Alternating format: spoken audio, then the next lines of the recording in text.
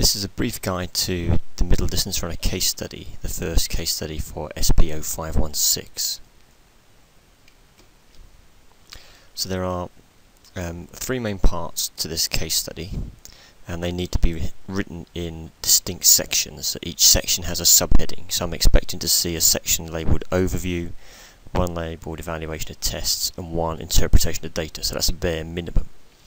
Overall, it should constitute 1,000 words. The overview I'm expecting to be approximately 250 words, and the other two sections in total 750 words, and how you choose to spread that 750 words across those two sections is entirely up to you. What I'll do next is I'll go through each of these sections and flesh out in a little bit more detail what's required. So the overview is 250 words, and the purpose of this section is for you to identify the physiological demands of the sport. So in this case we're looking at middle distance running. You need to identify the physiological demands of the sport, and as part of that I'm expecting you to refer to a model of endurance performance, because these are essentially endurance events. Okay, so we've seen different models throughout the module. This is just one example. There are many others that exist, so you don't feel compelled to use this one in particular, but find a model and then explain what the key factors are. That should help then drive the rest of the assignment. And just make sure you make it as pertinent to the athlete as possible. There is information on the physiological demands of the event for somebody running these kind of times. It's just a question of researching that. Just one note of caution here: lots of textbooks use old values, and you might want to refer to the research literature to find values that are relevant and appropriate. So just be cautious in terms of the literature that you find. It would be easy to find out-of-date information. Okay, the next section is the evaluation of the tests. So the logic in the assignment here is, once you know what the sport's made up of, you're now looking at the tests that were conducted to see whether they measure the things that you've identified as being important for performance in that sport. So this is about the appropriateness of the tests, and this is all about test protocol, nothing to do with the results of the person. This is about the protocol. So for the things that you've identified as being important, whatever they might happen to be, were they measured in the best possible way?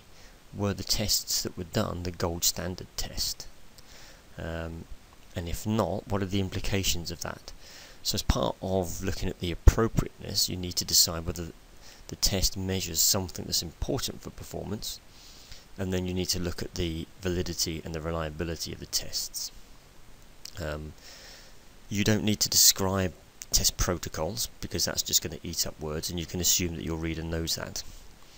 So the key things here are looking at the test and whether it's good or bad.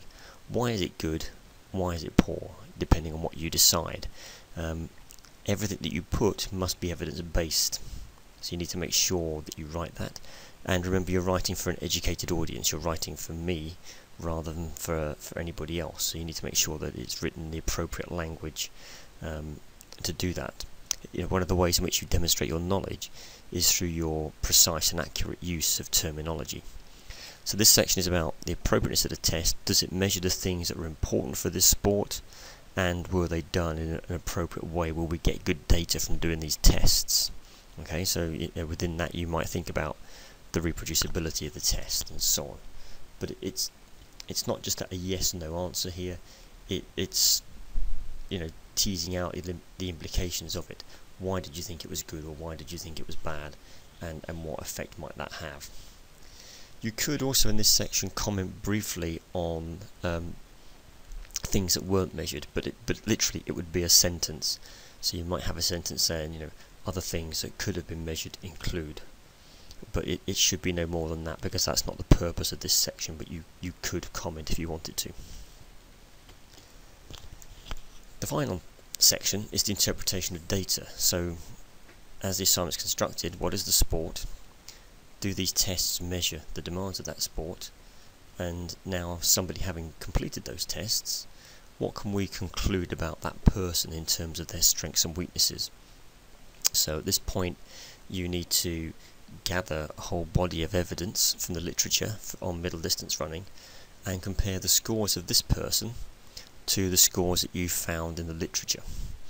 Okay, and key point here is it is a body of evidence that you're looking to compare to rather than just one paper. So you need to find a number of papers in order to do that. So I'm looking here for you to be able to interpret the test data. Are they typical? Are they good scores? Are they poor scores? And you need to identify that for each of the tests, each of the variables that we could tease out from the test data. And then to finish this section, I'm expecting to see a conclusion. The main strengths of this person were, the main weaknesses of this person were. But you can only do that by reference to the literature. And essentially you're going to have to refer to research literature. The textbooks just won't be good enough for you to do this. So it's definitely a research literature driven piece of work. This kind of assignment has run for a number of years now, and the common good and bad things that have come up over the years are highlighted here. So the key things to make sure you do are identify the demands of the sport, because you can't really identify if the tests are appropriate if you don't know what the sport requires. Make sure that your use of terminology, units and notation is very precise. You need to be accurate in what you do. It shows your understanding. And make sure that all the conclusions that you reach or the points that you make are evidence-based. And I would start with the papers that are set for the background reading, because they're key papers in my opinion, and then move from there. And I would make sure that you use search engines, and I personally go for Web of Science. I think it's very good. Use the reference lists in the papers. Snowball your search from just those couple of papers that are on the set readings. That would be the easiest way to do it. The common mistakes that people have made over the last few years: going on about protocol detail, which isn't required, giving pros and cons of each test, but then not reaching a conclusion as to whether it's very good or not. So, there are issues within this assignment that you need to pick up on, and some tests will be good and some tests will be weak, and some will, you've got to make a decision about. And so there's no point saying Smith found this and Jones found the opposite. I want to see what you think based on Smith's evidence and Jones's evidence. So that's a critical part of that second section. Make sure that you use appropriate sources. Lots of people referring to things like A-level texts in the past, and in some cases web-based information. They're inappropriate sources. Certainly A-level texts are way too easy for this level of study and shouldn't be used. And to some extent I'd advise you not to use textbooks. I'd be looking at the research literature. Make sure you use all the wordage. We've had people submitting assignments of 600-700 words in the past. It's very hard to get good marks when you're leaving a lot of words unused. And finally, make sure that you don't put your name on the sheet. It's just your ID number.